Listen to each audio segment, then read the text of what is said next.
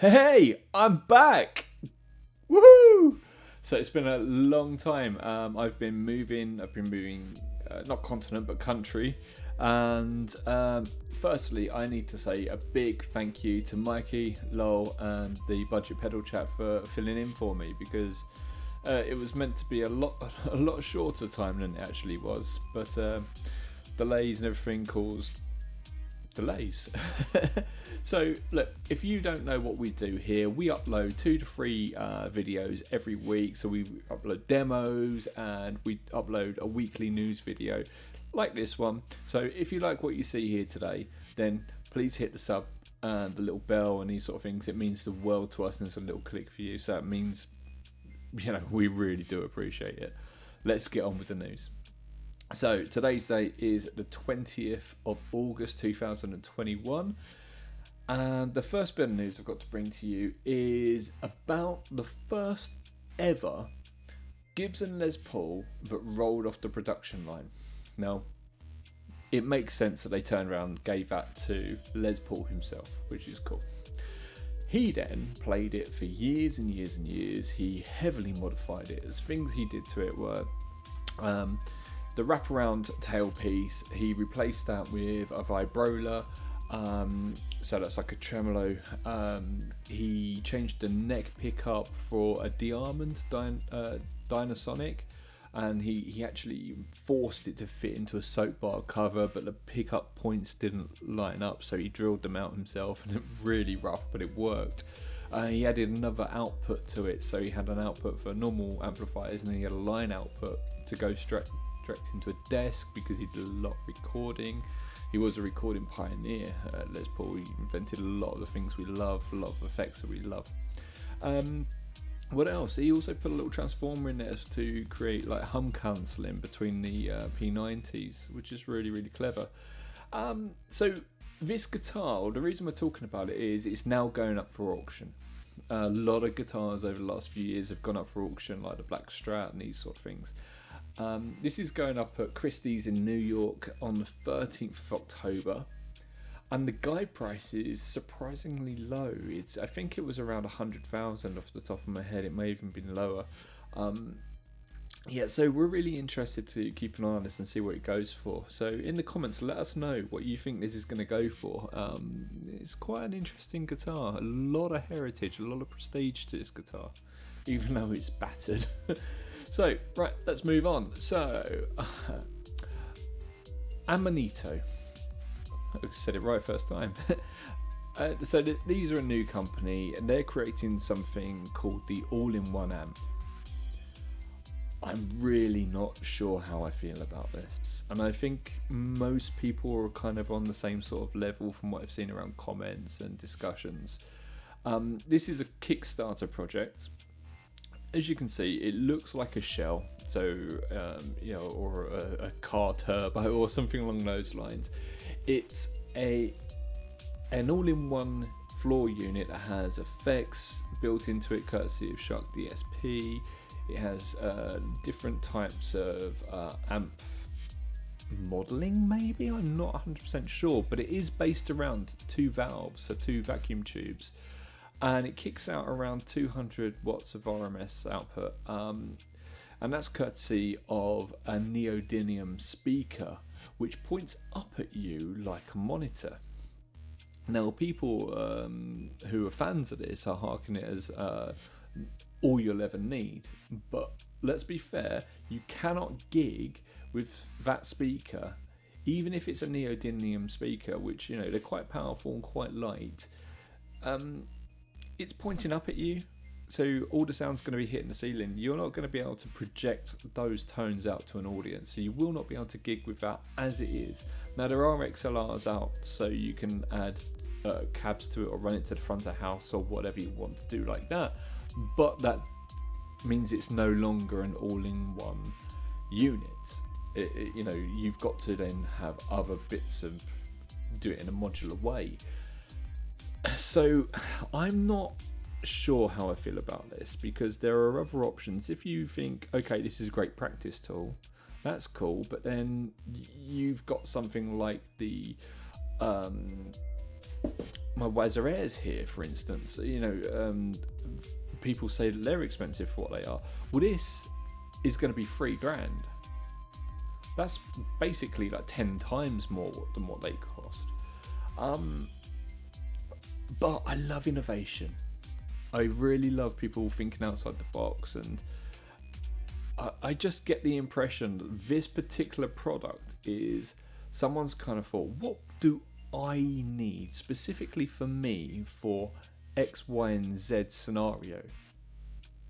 And that's kind of what they've run with. Is that going to translate over into other players? We will soon see. If you're one of the early birds on Kickstarter, you're going to get this for $1,666. But like I said, it's just under $3,000 for everyone else. And that's a lot of money. That's a hell of a lot of money. Maybe it's going to be the best sounding thing ever. Maybe not. I don't know. But I do want to caveat all that by saying, in all honesty, I really do truly wish them the best of luck, and I really hope it does succeed. I really want to see this succeed, if only because it is people innovating, and that's really important to me. So we're going to move on to another company that do that sort of all-in-one floor platform, and that is Headrush. Now, if you don't know who Headrush are, they are in the same sort of ballpark as the Helix stuff from Line 6, but they don't do all the other stuff that Line 6 and the Yamaha does. It's just the floor units. They do some really cool and very, very well priced FRFR speakers. They're powered and non-powered. But what we're seeing from Headrush is a trend where a Helix product will come out, and then shortly behind that, Headrush is kind of nipping at the heels and bringing out a similar sort of thing. And the new product, which is called the MX-5, it's not a Mazda, but the MX-5 is no different. It follows the same trend. It's basically like a HX Stomp size product, but slightly bigger. Yeah. What we've got is, the reason it's slightly bigger is we've got a treadle on it, which is basically an expression pedal. And you see this on a lot of these sort of floor units, usually the cheaper ones, like the Joyo things and these sort of things. So yeah, this has that treadle. It's pretty cool. What I've been told, I've used Headrush a little bit just at guitar shows and trying them out. And what I've been told by people is the amp simulations are spot on, but the effects aren't all that. Really, for an all-in-one situation, you want it to be good across the board, quite literally across the board. So yeah, look, here's some bits and pieces, and we'll hear back from you guys in the comments of what you think. So they always use touchscreen. They usually have quite a big touchscreen, like a 4.5-inch touchscreen on there. It's basically like a phone. And they reckon that gives them some sort of edge for usability and moving things around, makes it feel more tactile. And I can understand what they're saying by that. But does it? I think that's personal preference, and it's going to be subjective. You've got 50 guitar and bass amps built into it. You've got 15 cabs, 10 mics, 300 impulse responses. You can add your own impulse responses, apparently up to an indefinite number. And you've got 66 effects. I do think I have more than 66 effects in this room. And not everything is unpacked. The price point on this is pretty good. It's around £430. That's the price I saw it at. And which is significantly less than a HX Stomp and a GT1000 Core. So yeah, let's see what you guys say in the comments. It looks interesting. It does look interesting. Okay. So we started the show today by talking about one legendary Gibson player, probably the most legendary Gibson player, who was Les Paul. And we're going to end the show by talking about another legendary Gibson player, who is Tony Iommi. Now, he used to have an SG which was called the Monkey SG because it had this monkey sticker on it. And it was an SG Special, which is one of the cheaper type of SGs. It doesn't have the bevel on the top and the bottom, it just has the bevel on the top, so you've got that angle on the top and the bottom. It's like a 90-degree angle, a bit like you have on a Les Paul. So it's more Les Paulish on the bottom and more SG on the top, but you still have the double cutaway like you get on SGs over there. So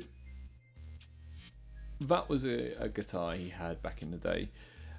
Last year they released a custom shop model and it was really expensive and people were crazy about it, but now us mere mortals can get our hands on one, kinda. Let's talk about the specs.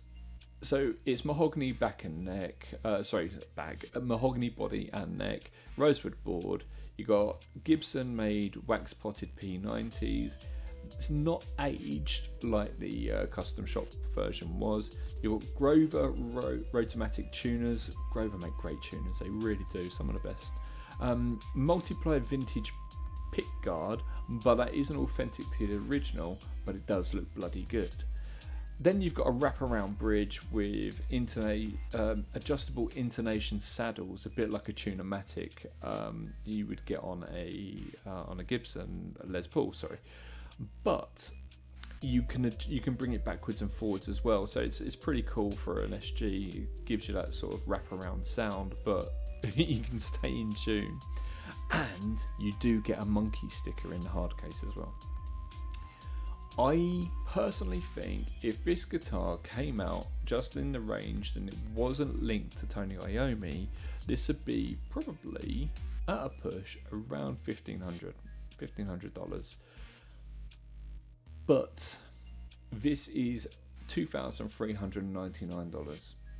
So I don't balk at the idea of paying an artist as important as Tony Iommi royalties, because he's given a lot to us. But I don't know. A lot of negativity on today's show because I've been there's not that much in the news today, is there? But the things I've seen have been a little bit questionable, mainly around price. But I really do like this guitar.